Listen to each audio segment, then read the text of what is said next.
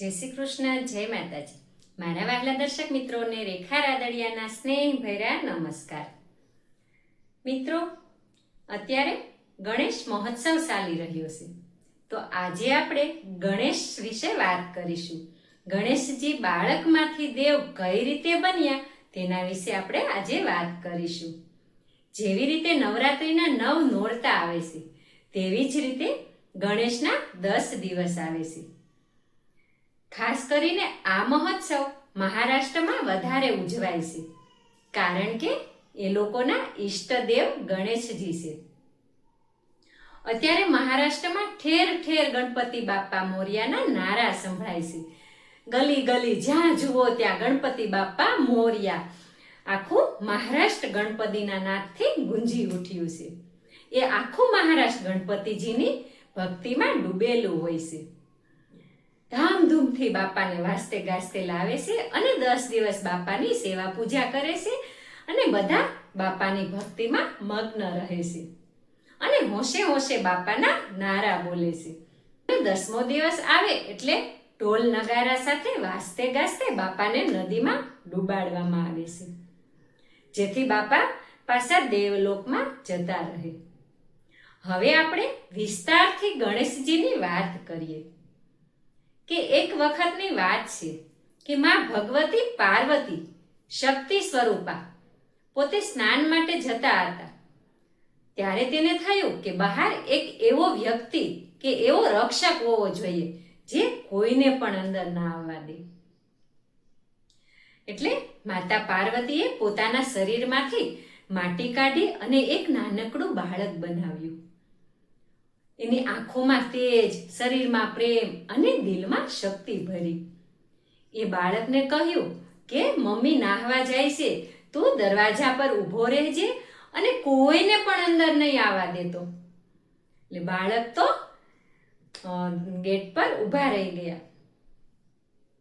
એકદમ નિડર, કોઈનાથી ડરે નહીં તેવું માં પાર્વતીની શક્તિ શ્રદ્ધાથી બનેલું સંતાન એટલે આપણા ગણપતિ બાપ્પા મોર્યા. માતા પાર્વતી સ્નાન કરવા જાય છે, એવામાં શિવજી આવી પહોંચ્યા.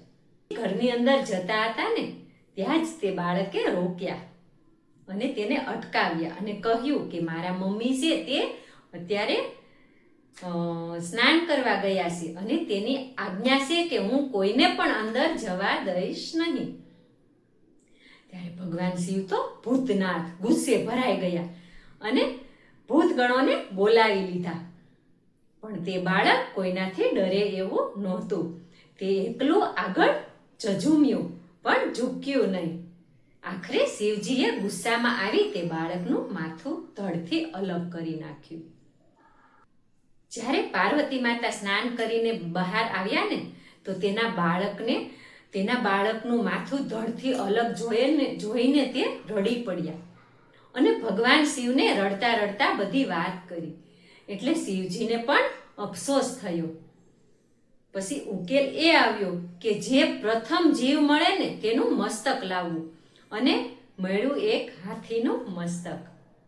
શિવજીએ હાથીનું મસ્તક એ બાળકના શરીર પર બેસાડ્યું અને બાળક પાછો જીવતો થયો. ગણેશમાંથી બન્યા ગજાનન. એટલે ભગવાન શિવજીએ કહ્યું કે આ મારો પુત્ર છે અને આવતીકાલથી કોઈ પણ શુભ કાર્ય થશે કે દેવી દેવતાના પૂજન થશે, પણ પ્રથમ પૂજા તો સૌથી પહેલા મારા પુત્રની જ થશે. મારા પુત્રનું જ નામ લેવામાં આવશે અને એ કોઈ પણ કામની શરૂઆત હોય તેમાં પ્રથમ પૂજન મારા પુત્રનું જ કરવામાં આવશે. અને એ બાળક બન્યું આપણું ગણેશ. દેવી ગુણોથી ભરેલું, સૌ પ્રથમ પૂજાય, દુઃખ હરનારું અને વિઘ્ન હરતા દેવ. આવી રીતે એક બાળકમાંથી દેવતા બન્યા. બોલો ગણપતિ બાપ્પા મોર્યા. હવે પ્રશ્ન એ થાય કે શિવજી હાથીનું મસ્તક બેસાડી શકે તો બાળક પોતાનું જ માથું કેમ ન જોડી શકે? પરંતુ પુરાણો આપણને સમજાવે છે કે ગણપતિ એ તત્વજ્ઞાનના દેવતા છે તેમજ સમાજના નેતા છે. એટલે હાથીનું જ મસ્તક હોવું જોઈએ. હાથીનું મસ્તક ઘણું બધું કહી જાય છે. તો હવે આપણે સમજીએ ગણેશજીના દરેક અંગો વિશે. હવે જોઈએ આપણે હાથીનું માથું. હાથીનું માથું છે તે બુદ્ધિ અને શાંતિનું ચિહ્ન છે. હાથીનું માથું કહે છે કે મોટી બુદ્ધિ ધરાવો પણ દયાળુ અને શાંત રહો. તમારો સ્વભાવ છે તે દયાળુ અને શાંત રાખો. તાકાત મોટી હોવી સારી છે, પણ એને પ્રેમભરી રીતે વાપરવી એ જ ખરી સમજણ છે. ગણપતિના મોટા કાન પણ કંઈક કહી જાય છે આપણને. તે કહે છે કે બધાની વાતો શાંતિથી સાંભળવી અને વિચારવી અને પછી જ નિર્ણય કરવો. એ જ ખરો લીડર છે.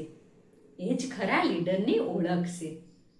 ગણેશજીની નાની આંખો પણ કંઈક કહી જાય છે કે ધ્યાન કેન્દ્રિત કરવાનું શીખવાડે છે.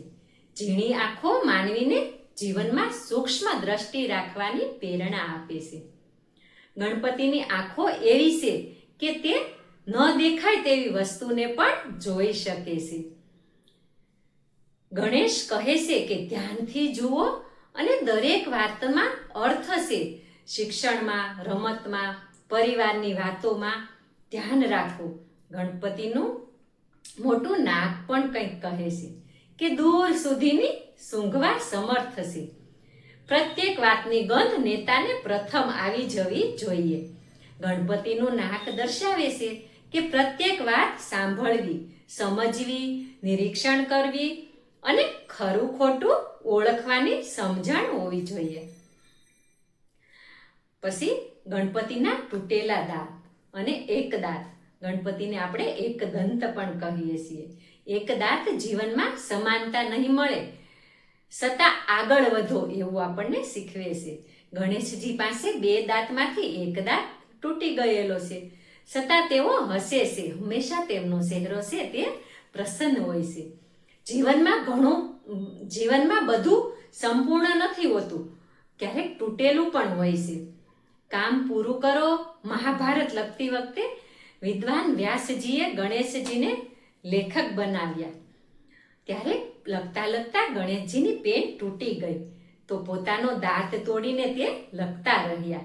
એ છે સમર્પણ.